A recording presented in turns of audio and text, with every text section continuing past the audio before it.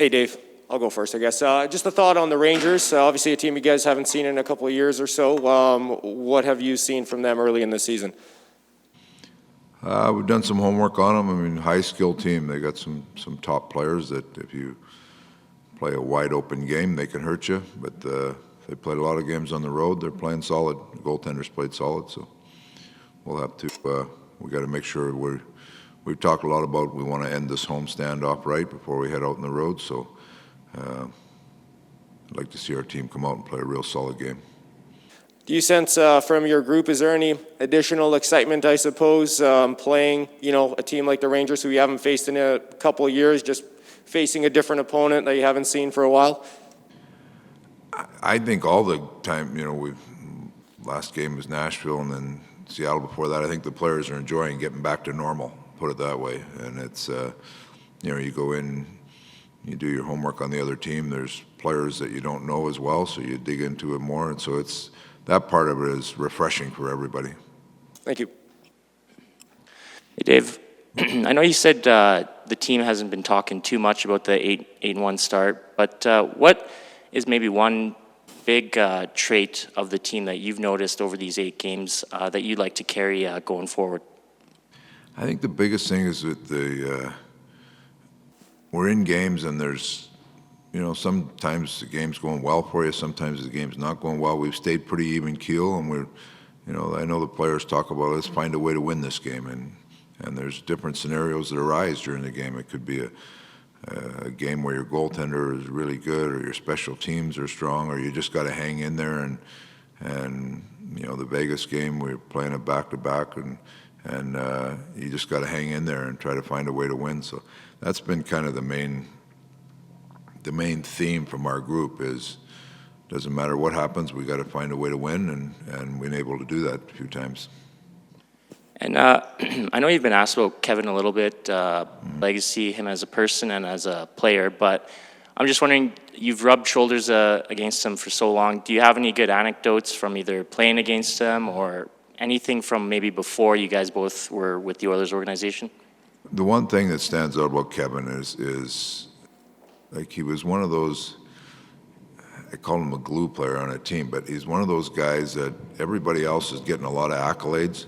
But when you played against their team, you talked about Wayne and Mess and everybody, but Kevin was a guy that was really hard to play against. Like he was a real competitive guy. So those teams, when you just think about the skill end of it, there was a lot of grit on that team, and they had a lot of real hard mindset to win, and Kevin was at the forefront of that. So he was a hard player to play against. If you're a forward around the front of the net, you were battling. So he always had that reputation of being one of those guys that great teams like they had to have great top players, but they had their supporting cast was really, really good, led by players like Kevin. So when you saw Kevin play like that as a coach, do you realize you have a greater appreciation than for players who play like Kevin but don't get the accolades? I've always had a greater appreciation for those players. You were a fairly good star at North Dakota. I was in that bottom rung too. So you're not scoring a lot, but you got to do something to help contribute to win.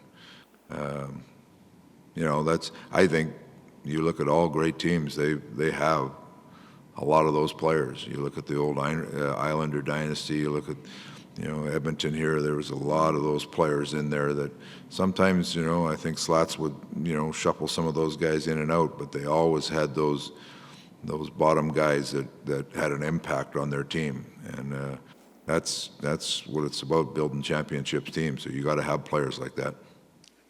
And it's the same goaltender, obviously. Mikko's playing. Yeah, Mikko's going to play tonight, yeah. You mentioned Skinner last game. Are you just going to keep him around here until for sure that Mike, he might say, I'm ready to play, but you actually want to see him in some practices? Yeah, he's got to, we need him, especially going on the road here. We need to keep him with us until Mike's ready. Once Mike's, we know he's going to play, and and ready to jump back in full time, we've got to keep Skinner around. And is there hesitancy, because last year Mikko played so many games and then kind of ran out of gas because Mike was hurt with his schedule, to look at the schedule coming up and says, okay, we're playing Skinner in one of these games? Yeah, we'll monitor how Mike goes day to day here, because it really does go just day to day. So we'll see how that goes, but we're cognizant of what you're talking about. And the other thing, Skinner played really well in camp. He had, we don't want him sitting around a long time here. So whether he gets a game here or Mike comes back and he gets down and gets playing, we'll see how it goes. But he's, he's in practice and everything. You see, his game is at a new level this year. So I wouldn't hesitate to throw him in if we decide that. No, go, Tony. No, mine's off top. Okay. Sorry, Dave. Thanks, Gene. Dave, you mentioned you're going to have a players' meeting about what you're going to do for the ceremonies today. Are they going to be able to watch it from the bench, or? Yeah, they'll watch from the bench before. I like the way it's set up, where they can watch and then have warm up after that. So it's a little out of the norm, but I think it's great for them to pay the respects with Kevin, and so they'll see that and then still get a warm up, and hopefully it's as normal as it can be. And can we expect the same lineup as Wednesday? A couple tweaks here and there. Okay, thank you.